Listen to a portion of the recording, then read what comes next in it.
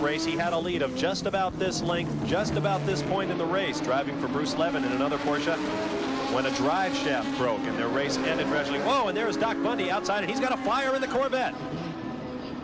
He's trying to get the corner workers down there with their fire extinguisher bottles to get it out. There was a corner worker there, but apparently they don't have a fire extinguisher, and Doc Bundy has got to get away from that car. It is burning furiously, as we can see. And this car might be totaled if someone doesn't get there very quickly with a fire extinguisher. They need more than a fire extinguisher now. They're going to need a fire truck. We're showing no yellow flag on the front straightaway, but Jim Sidley, the regular starter, does have his headset on. We could see the gas tank go on this car very shortly. This could be a very dangerous situation as Doc Bundy sprints across the track right in front of Davy Jones. We are watching this. He's got Bundy a fire has got a extinguisher. extinguisher. Oh, Doc, I don't think you can help it at this point, Doc. Doc Bundy exhibiting extraordinary bravery here as he steps up next to that car, burning furiously, getting a good stream, but I can't believe that that can possibly do the trick for him. Where are the fire extinguishers? Where are the fire crews?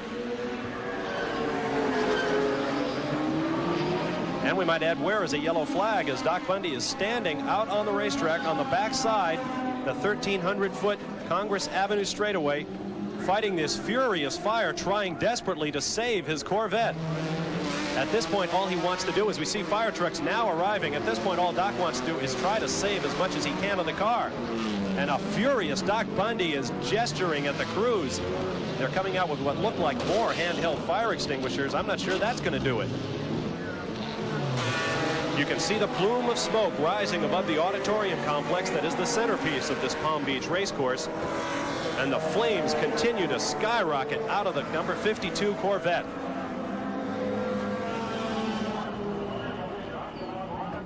Oh my. I think handheld fire extinguishers aren't going to be able to do the trick. Huge acrid smoke billowing up from the back of the car.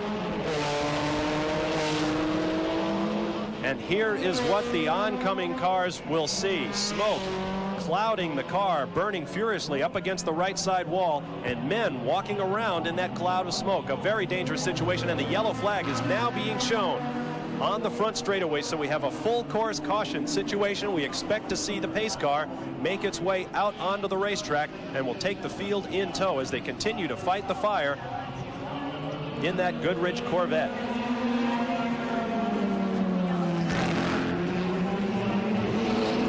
Well, while they continue to try to douse the fire in Doc Bundy's car, we'll take this opportunity to take a quick commercial break, and we'll be back as the field is taken in hand by officials here in Palm Beach.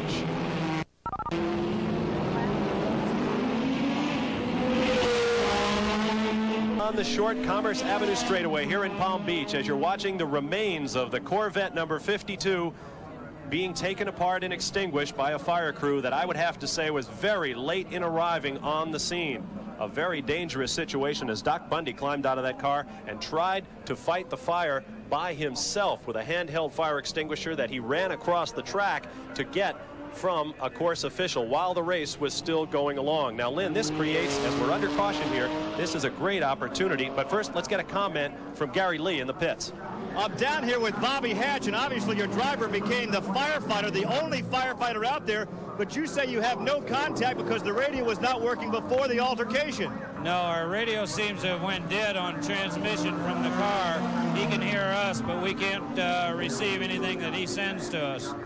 And some problem has erupted, and obviously from what we hear over the track workers that he had to put out his own fire in the car. Well, actually, I don't think he actually got the fire put out himself, and it's very frustrating for you because obviously he didn't get a lot of help out there, and you guys have no idea what's going on. No, we'll just have to go back and when Doc gets back to the truck and find out what went on. A lot of damage, we're being told, to the race car, and obviously you're a lot calmer about it than we have been in our broadcast booth. Well, you're never calm about that, about any damage to a race car. We're just have to see what we have left when we get it back to the truck. All right, we'll see if we can't get a comment from Doc Bundy upon his return to the pit area. Well, that'll be a while, Gary, because Doc Bundy is still running back and forth to the truck to get more materials to put out the fire. Here is what it looked like as Doc Bundy got out of the car and walked away from it, waiting for firefighters that I'm sure he thought were going to arrive momentarily. The car burning furiously, and it did so for at least a full minute before any kind of help arrived. Now here is Doc. You can see how frustrated he was, and at this point he runs right across what is still a green racetrack. He must have seen the corner worker holding the extinguisher and was trying to get him to run over, and he wouldn't, so Doc jumps right out in front of that race car. I mean, he literally risked his life at that moment to save his race car. And back, I mean, carrying all that stuff, he's heavy with all that gear he's carrying. Now this is a great opportunity under caution